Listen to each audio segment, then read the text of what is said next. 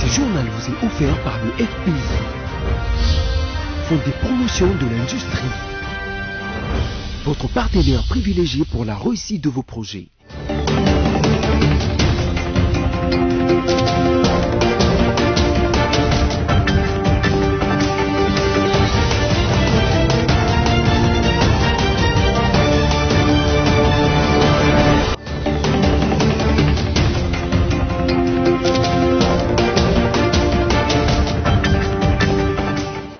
Vous faites bien de choisir BSC-TV pour vous informer, mesdames, messieurs. Voici le sommaire. Manifestation ce mardi à l'Assemblée nationale des militants de l'UDPS. Plusieurs dégâts matériels ont été enregistrés. Cette activité des combattants a eu pour but de protester contre la proposition de loi sur la réforme judiciaire. Dans son jugement rendu ce mardi 23 juin 2020, la Cour d'appel de Kinshasa-Gombe a condamné à 3 ans de travaux forcés les directeurs généraux du Fonds national d'entretien routier FONER, Fulgence Bamaros, et de l'Office de voirie et drainage OVD Benjamin Wenga, alors que celui de la SOCOC Modeste Makabuza écope d'1 an de travaux forcés. La République démocratique du Congo a franchi ce mardi 23 juin 2020 la barre de 6000 cas de personnes atteintes de la Covid-19 d'après le bulletin du secrétariat technique du comité multisectoriel de la riposte contre cette pandémie.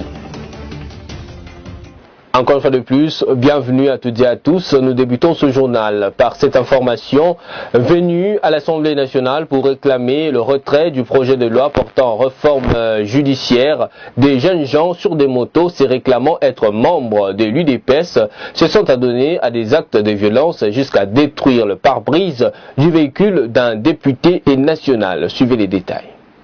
Des motocyclistes d'Iwewa ont manifesté pendant plus d'1 heure ce mardi devant la grille du Palais du Peuple, scandant des chants contre les députés Aubin Minakou et Gary Sakata, qui vient d'introduire 3 propositions de loi sur les matières judiciaires, notamment les pouvoirs d'injonction du ministre de la Justice sur les magistrats du parquet. Très remontés, les Wewa ont tenté d'empêcher certains députés, agents du Parlement et visiteurs d'accéder au Palais du Peuple où se déroulent des travaux en commission. Les députés Nsingi Pouloulou est la victime collatérale de cette nouvelle descente des Wewa, identifiée comme combattant de l'UDPS Tshisekedi, la formation politique du chef de l'État. Les manifestants ont en effet détruit la pare-brise arrière du véhicule de ces députés élus de Kinshasa avant de regretter leur geste après l'avoir reconnu. Nsingi Pouloulou aurait pu être gravement blessé si la pierre lancée contre son véhicule l'avait atteint physiquement. Il en appelle à la réparation. Les commanditaires n'ont qu'à remplacer ma voiture. N'a qu'à remplacer la voiture. Ce qui plaît aux enfants déplore à leurs parents. Il y a l'auteur intellectuel, il existe. Parce que maintenant nous sommes dans un régime de commanditaires intellectuels, de vols intellectuels. Donc ça aussi, il y a les commanditaires intellectuels. Ah mais oui, les titulaires de l'IDPS sont connus. C'est le commanditaire intellectuel qui a fait ça. Il doit me remplacer ma voiture. On a par ailleurs appris que des membres des syndicats des magistrats s'apprêteraient également à rejoindre le Palais du Peuple pour manifester leur mécontentement face à ces 3 propositions de loi. La police qui s'est déployée aux alentours a repoussé les manifestants et les a empêchés de franchir les grilles du Palais du Peuple. Et puis, l'Union pour la démocratie et le progrès social, UDPS Tshisekedi, s'oppose aux propositions de loi visant la réforme judiciaire initiée par les députés Aubin Minakou et Gary Sakata. Le parti du feu Étienne Tshisekedi Wamulumba exige le retrait de ce texte, autrement, il menace de descendre dans la rue. String Sulambi Mukenge nous en dit plus. Dans un communiqué rendu public lundi 22 juin 2020, l'Union pour la démocratie et le progrès social UDPS invite son partenaire politique, le FCC, à retirer ces 3 propositions de loi relatives à la réforme du système judiciaire initiées par les députés Aubin Minakou et Gary Sakata. Le parti du feu Étienne Tshisekedi s'oppose totalement à cette initiative et menace dans les cas contraires de mobiliser la population pour faire échec à cette démarche.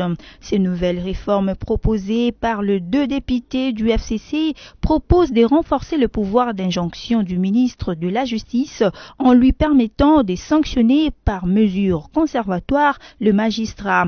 Étant contre, l'UDPS dénonce les caractères anticonstitutionnels de ces initiatives, le juge inopportune et de nature à violer le principe de séparation du pouvoir. Les cadres de l'UDPS l'UDPS estime également que son partenaire du FCC cherche à protéger des criminels à travers ses initiatives parlementaires. En revanche, pour Gary Sakata du Palou, ces trois propositions de loi définissent les modalités d'application de l'article 149 de la Constitution modifié en 2011. En restant figés dans leur position, les tenants de l'UDPS encouragent plutôt le magistrat à continuer avec les enquêtes sur les dossiers des détournements des deniers publics, de vols ou de corruption. Toujours dans le même cadre, mesdames, messieurs, il était important d'éclairer l'opinion tant nationale qu'internationale au sujet du projet de loi portant réforme judiciaire à l'Assemblée nationale. C'est donc dans cette optique que le député national Félix Kabange-Numbi a eu, au cours d'une déclaration, expliqué de quoi il était question au juste. Il est ici au micro de votre rédaction.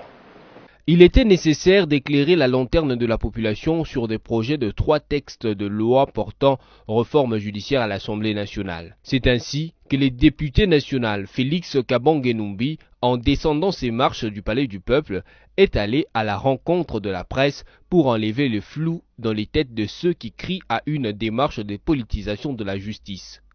Pour Kabange-Numbi, il n'est pas question de donner plus de pouvoir au ministre de la Justice. J'invite nos amis de l'UDPS et tout le peuple congolais à relire la Constitution de 2006 et la Constitution de 2011, l'article 149. Cet article est sur l'indépendance de la justice. Le pouvoir judiciaire est indépendant du pouvoir exécutif et du pouvoir législatif. Ça, c'est pas moi qui le dis, c'est la Constitution. Et on cite maintenant le pouvoir judiciaire qui est indépendant. On parle de la Cour constitutionnelle, on parle de la Cour de cassation, du Conseil d'État, de la Haute Cour militaire, ainsi que des cours et tribunaux militaires, civils et militaires. Mais lorsque vous lisez la Constitution de 2006, vous allez voir qu'on ajoute les magistrats de parquet, ils sont dedans. On les a retirés dans la Constitution de 2011, tout simplement parce que les magistrats de parquet relèvent du ministre de la Justice. Donc c'est très important qu'on parte de cette Constitution. Donc les 3 projets de loi sous examen au niveau de l'Assemblée ne viennent pas ex nihilo. Donc ça vient pour renforcer les dispositions de la Constitution. C'est la même chose, nous sommes en droit comparé. Par rapport à l'inspectorat judiciaire, l'honorable député Kabange-Numbi explique. Jusqu'ici, l'inspecteur judiciaire constate seulement les faits, quand il y a une faute d'un magistrat, et transmet ces faits à l'autorité hiérarchique du magistrat qui a commis la faute. Nous rentrons dans la justice des pairs.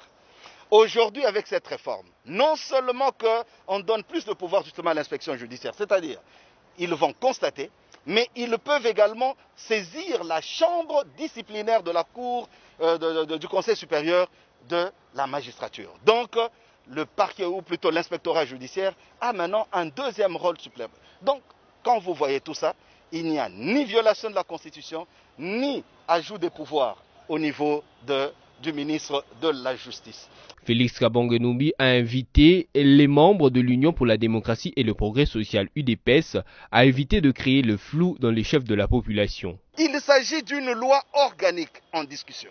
Je voudrais inviter nos amis de l'UDPS que derrière moi il y a un agora, un lieu de discussion, un lieu de débat où on discute de tout et de rien. La loi organique proposée par les collègues Minakou et Sakata est en train d'être discutée en commission. Elle passera à la plénière. Ils ont la possibilité de discuter de cette loi en plénière et même à la commission. Mais ça ne s'arrête pas là, c'est une loi organique. Le président de la République ne promulguera pas cette loi sans s'être référé à la Cour constitutionnelle pour en vérifier la constitutionnalité. Donc nous avons plusieurs verrous. S'il vous plaît, on ne peut pas avoir le pouvoir et en même temps être le principal opposant de son propre pouvoir. L'UDPS ne pourra pas être en même temps dans les institutions et en même temps dans la rue. Rappelons que les honorables députés Oba Minakou et Gary Sakata ont initié une proposition de loi modifiant et complétant la loi organique numéro 13/011 du 13 avril 2013 portant organisation, fonctionnement et compétences des juridictions de l'ordre judiciaire. Parlons santé à présent, 102 nouveaux cas confirmés, dont 84 à Kinshasa, 15 dans le Congo central et 3 à la Tchopo. Pas de décès enregistrés et 5 personnes sorties guéries. La RDC totalise 6024 cas de personnes infectées selon les bulletins quotidiens du comité de riposte contre la pandémie de Covid-19 du lundi 22 juin 2020. Le bulletin du comité multisectoriel de la riposte contre la Covid-19 rapporte 6027 cas confirmés de personnes infectées par le Covid-19 en RDC depuis le début de la pandémie, le 10 mars dernier en RDC. Il y a eu au total, jusqu'au lundi 22 juin, 135 décès, 861 personnes guéries, 135 cas suspects détectés après investigation, 102 nouveaux cas confirmés, dont 84 à Kinshasa, 15 au Congo central et 3 à la Tchopo. Il n'y a eu aucun décès parmi les cas confirmés et 5 nouvelles personnes ont été guéries. 11 autres provinces sont touchées sur les 26 que compte la RDC. 10 zones de santé de Kinshasa sont touchées jusqu'hier, lundi 22 juin.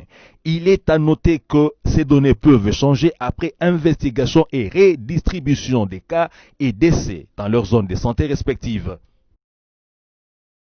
Toujours en santé, pour un meilleur aller de la population aux soins de santé en RDC, l'Union européenne et les Fonds des Nations Unies pour l'enfance UNICEF ont signé lundi 22 juin 2020 un accord de partenariat. Cette convention cible prioritairement les enfants et les femmes enceintes dans 33 zones de santé des provinces de la RDC. Stream Solambi Mukenge. Pour contribuer à la mise en œuvre du plan national de développement sanitaire du gouvernement de la RDC, l'Union européenne, l'UE et le Fonds des Nations Unies pour l'enfance UNICEF ont signé ce lundi 22 juin 2020 un accord de partenariat d'un montant de 4,5 millions d'euros. Ce partenariat cible prioritairement les enfants et les femmes enceintes dans 33 zones de santé des 6 provinces de la RDC, à savoir le Congo central, le Kasaï oriental, la Lomami, le Nord Kivu, l'Ituri et le Haut-Ouélé. En vertu de cette convention, l'UE met à la disposition du ministère congolais de la Santé des matériels médicaux et 106 réfrigérateurs solaires pour une meilleure conservation de médicaments, poche des eaux et vaccins. UE a également mis à la disposition du ministère de la Santé des matériels roulants et des intrants de nutrition pour la prise en charge d'au moins 48 000 enfants souffrant de malnutrition aiguë sévère.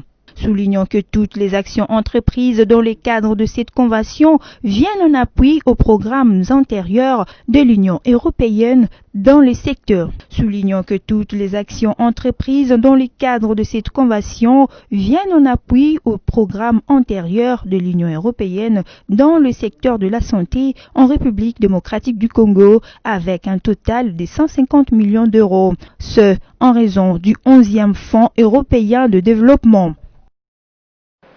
Et puis, pour appuyer la lutte et la riposte contre la Covid-19 dans la province du Kasaï central, le gouvernement congolais, par les billets du ministère de la Santé, a alloué une somme de 150 000 $ américains. Ce montant sera versé au compte de la province du Kasaï central pour la mise en œuvre du plan provincial de la riposte contre la pandémie de la Covid-19. Suivez ce reportage.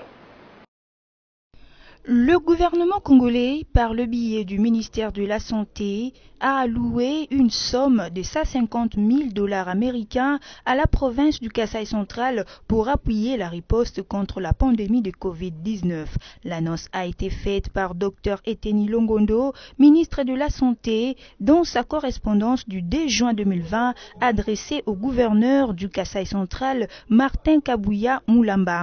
D'après cette correspondance, le montant alloué sera versé au compte de la province du Kasaï central pour la mise en œuvre du plan provincial de la riposte contre la pandémie de Covid-19 et pour pallier du manque à gagner des hôpitaux ayant libéré le malade en cette période de crise sanitaire généralisée. Par ailleurs, le ministre Eteni Longondo a rappelé dans sa correspondance au gouverneur Martin Kabouya la pertinence de l'utilisation délicate du fonds accordé par le Fonds monétaire international FMI.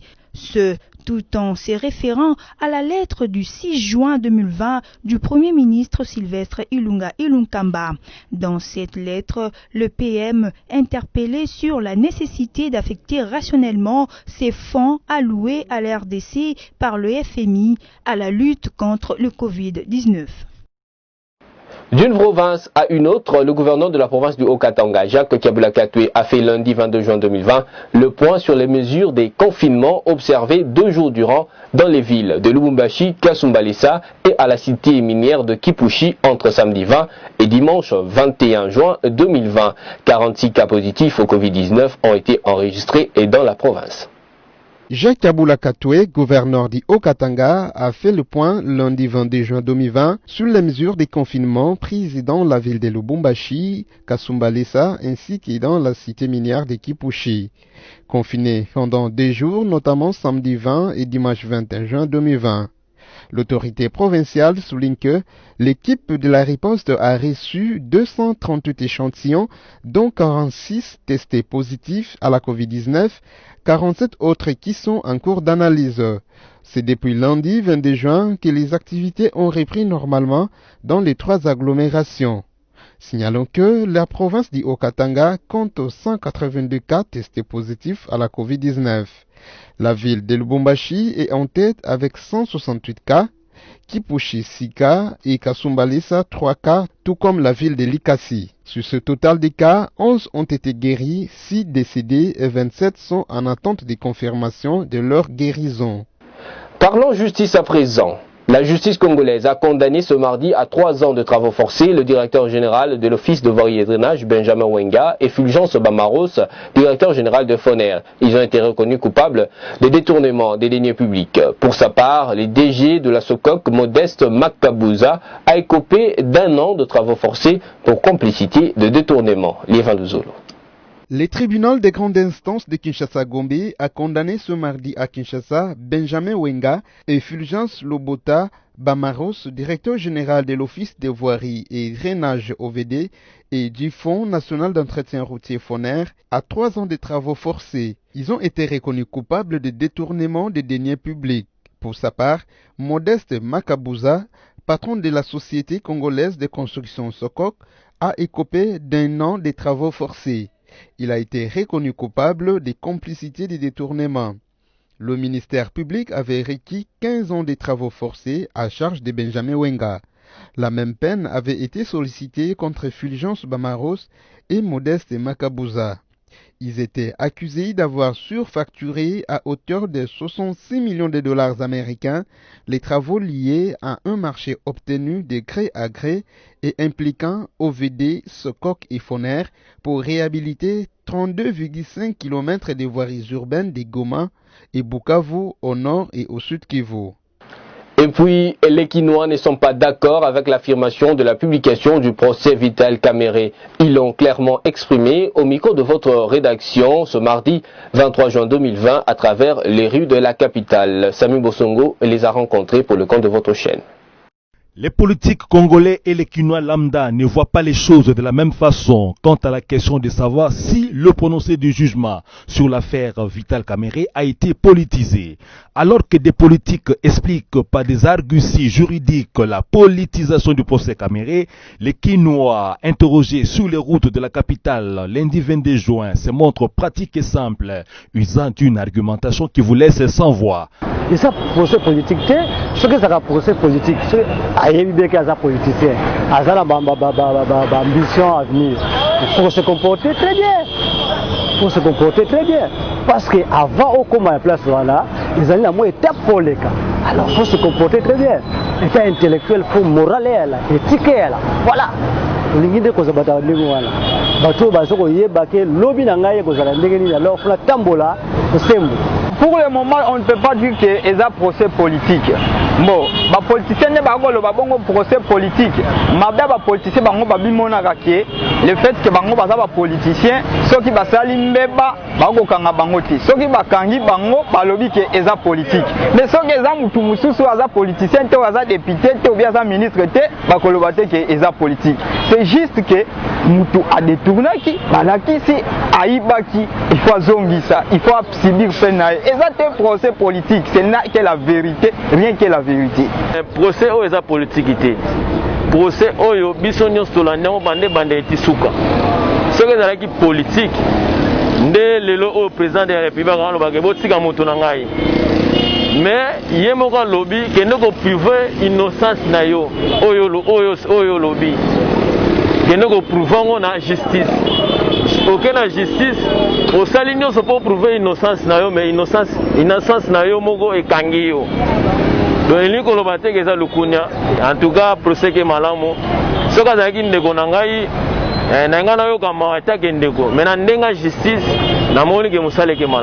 Les Kinois rejettent l'idée d'un procès politique, estimant que même en cas d'élection, pour passer, on doit se faire élire par le peuple. Félix Tshisekedi peut s'éclipser, mais si le peuple ne vote pas assez celui pour qui il se retient de se présenter en 2023, celui-là ne pourra jamais devenir chef de l'État en RDC et Félix ne pourra jamais l'imposer comme son successeur. On rappelle que c'est depuis le samedi 20 juin que la peine de Vital Kamerhe a été prononcée au terme du procès de 100 jours. Une peine qui risque de mettre fin à sa carrière politique si le recours en appel n'obtient pas gain de cause. Changeons de chapitre. Les nouveaux dirigeants de l'autorité de régulation et de la poste et télécommunications du Congo, ARPTC, ont officiellement pris leurs fonctions lundi 22 juin 2020. Ils ont prêté serment devant les membres du Conseil d'État. Alice Kabango. Les nouveaux dirigeants de l'autorité de régulation de la poste et des télécommunications du Congo, ARPTC en sigle, ont été installés depuis ce lundi 22 juin. Conformément à la législation congolaise, les nouveaux dirigeants de cet organe technique du gouvernement ont prêté serment à tour de rôle devant les membres du Conseil d'État, leur juge naturel. Le nouveau président du collège, Christian Katinde, a promis, selon la presse présidentielle, de poursuivre l'œuvre entamée par son prédécesseur afin de matérialiser la volonté du chef de l'État et de sauvegarder les intérêts de l'État. Créé en 2002, l'ARPTC est chargé de veiller au respect des lois, règlements et conventions en matière de postes et télécommunications. Elle a aussi pour mission de suggérer toute modification législative et réglementaire en la matière. Elle est sous double tutelle de la présidence de la République et du ministre des Pétantiques. Et puis, le ministre de l'Industrie, Julien Paluku Kahongya, envisage une relance urgente des activités de la cimenterie nationale SINAT. Il a dit lundi 22 juin 2020 lors de sa visite d'inspection au sein de cette cimenterie dont les activités ont été à l'arrêt depuis 2011. Le ministre de l'Industrie, Julien Paluku Kahongya, a effectué lundi 22 juin une visite d'évaluation à la cimenterie nationale SINAT à Kimpese, l'une des villes du Congo central. Le ministre de l'Industrie, Julien Paluku, a visité cette entreprise en vue d'étudier une possibilité de relancer les activités à la SINAT, car cette dernière est à l'arrêt depuis 2011. Sa relance s'inscrit dans l'objectif de créer plus d'emplois d'ici 2023, non seulement en préservant ceux existants, mais aussi en réduisant la dépendance aux importations de ciment, a indiqué Julien Paluku. Le patron de l'industrie a également échangé avec le staff et agents de la SINAT sur leurs nombreuses difficultés rencontrées. L'association de membres du corps académique et scientifique de l'université de Lubumbashi à Kazoul monte au créneau en rapport avec plusieurs décès enregistrés dans ses rangs. Elle dénonce les conditions précaires dans lesquelles vivent les enseignants et a fait lundi 22 juin 2020 une déclaration à travers de laquelle elle rejoint la démarche de professeurs de l'université de Kinshasa au sujet de l'augmentation de salaire. Espérance Louvonou nous en parle. Dans une déclaration faite lundi 22 juin à la plaine Tchombe devant la faculté de médecine, les professeurs de l'université de Lubumbashi ont conditionné la reprise des cours tant en mode virtuel que réel par l'amélioration de leurs conditions socio-professionnelles. La reprise des cours à l'université de Lubumbashi tant en mode virtuel qu'en mode physique est conditionnée non seulement par la maîtrise de la Covid-19 mais aussi et surtout par la satisfaction à nos revendications rappelées dans plusieurs de nos correspondances, ont déclaré les professeurs de l'université de Lubumbashi. Il convient de noter que les membres du corps académique et scientifique de l'université de Lubumbashi exigent également comme leurs collègues de l'université de Kinshasa, le salaire de $5,000 américains pour un professeur associé. Nous sommes à la fin de ce journal, mais pour vous que nous avons pris en cours des diffusions, en voici l'essentiel des titres. Manifestation ce mardi à l'Assemblée nationale des militants de l'UDPS, plusieurs dégâts matériels ont été enregistrés. Cette activité des combattants a eu pour but de protester contre la proposition de loi sur la réforme judiciaire. Dans son jugement rendu ce mardi 23 juin 2020, la Cour d'appel de Kinshasa-Gombe a condamné à 3 ans de travaux forcés les directeurs généraux du Fonds national d'entretien routier FONER, Fulgence Bamaros, et de l'Office de voirie et drainage OVD Benjamin Wenga, alors que celui de la SOCOC Modeste Makabuza écope d'1 an de travaux forcés. La République démocratique du Congo a franchi ce mardi 23 juin 2020 la barre de 6000 cas de personnes atteintes de la Covid-19 d'après le bulletin du secrétariat technique du comité multisectoriel de la riposte contre cette pandémie. Ce journal est complètement fini. J'étais honoré de vous présenter cette édition d'information. Restez fidèles à BSC-TV. Je vous retrouve la fois prochaine, toujours avec le même plaisir. Mais d'ici là, prenez bien soin de vous.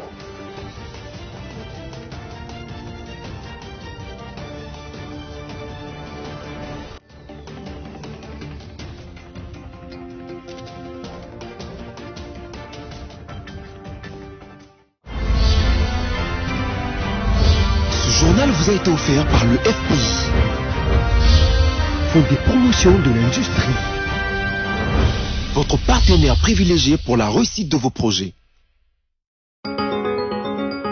Salutations patriotiques à tous les spectateurs de BSC-TV et bienvenue à notre ronde de médias en ligne de ce mardi 23 juin. Nous ouvrons notre revue de presse avec DeskEco.com qui titre en sa page d'accueil RDC, l'ONG OEARSE craint que Félix Tshisekedi ne réalise sa promesse d'atteindre un taux de 30% d'accès à l'énergie électrique en 2023. OEARSE, Observatoire d'études et d'appui à la responsabilité sociale et environnementale, craint, renseigne le site, que le président de la République Félix Tshisekedi ne puisse réaliser sa promesse d'atteindre d'ici à la fin de son quinquennat en 2023 le taux de 30% d'accès à l'énergie électrique en République démocratique du Congo. Exploitant toutes les promesses du chef de l'État depuis la campagne électorale jusqu'à sa première année de pouvoir, DeskEco.com cite l'ONG pour qui la matérialisation de la volonté du chef de l'État ne pourrait être possible que si son gouvernement s'investit dans l'élaboration de la politique énergétique et le développement des infrastructures énergétiques.